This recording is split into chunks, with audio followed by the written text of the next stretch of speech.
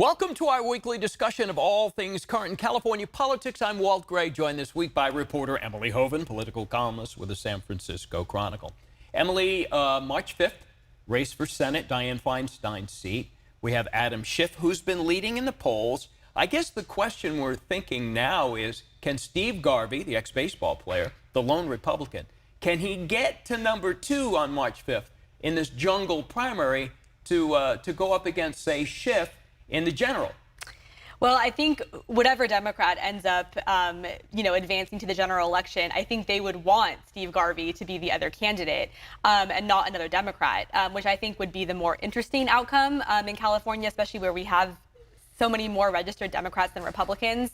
I know, Steve Garvey I think he does have a good chance of getting that second spot in the general election simply because the 3 top Democrats might divide the vote. And if they do so enough, then he could sneak in there.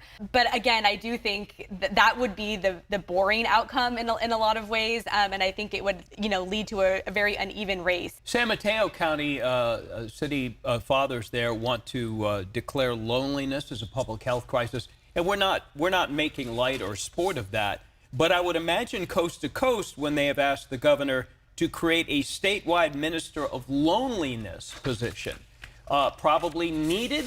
Could that have been titled something different so that people back east wouldn't be like something? This is such a California thing. Yeah, no, the title sounds a little bit dystopian, but I do think that it speaks to something really germane for a lot of folks, especially coming out of years of the pandemic. And I don't even think we've begun to really fully understand how that has reverberated throughout our lives and will continue to do so. And, not only was it the isolation of the pandemic, but it's just the fact that so many of us are now, buried in our screens for hours on end, having technology mediate our human interactions, working from home. I just think that we're missing that that sense of companionship with other people, especially when our dialogue is so fragmented and polarized. And so I do think there's something the state could do to address this, and especially given that a lot of the edicts that it had during the pandemic did exacerbate loneliness. But the title, I do think, might need to be made a little more fuzzy and warm than what it's suggested. Statewide Minister of Loneliness. Yeah. Imagine that on your business card, right? So this is your last visit with us, and you've been with the Chronicle, but now you're moving from Sacramento to San Francisco, probably where you should be if you're covering politics there for them. And you wrote a story about that. Share it.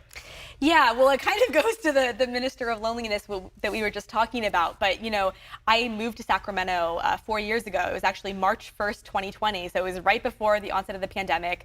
It was my first full-time job in journalism. I was super excited to be in the office, going into the Capitol, having lunch with colleagues and meeting people and all of this. And then 2 weeks after I got here, we went into lockdown, and I was by myself in my apartment, which is what it has been for the past 4 years. And I really just miss that office environment, the camaraderie, the ability to be in person in a newsroom, feel more connected to the community that I'm writing about. I love Sacramento. It's been great being here, but I just unfortunately was never able to have that in-person office experience that was really a big part of why I moved here in the first place. And so I've loved being on ABC 10. It's been great. Thank you. It's been great, and I'm going to miss seeing you every week and everyone here at the studio. But hopefully, we can still have some dispatches periodically from San Francisco. You were one time Emily in Paris. Now you will be Emily in San Francisco, taking the city by storm. So I think they can use a fresh face and fresh ideas. Emily, it's been a pleasure. Thank you. Thank you all. If you would like to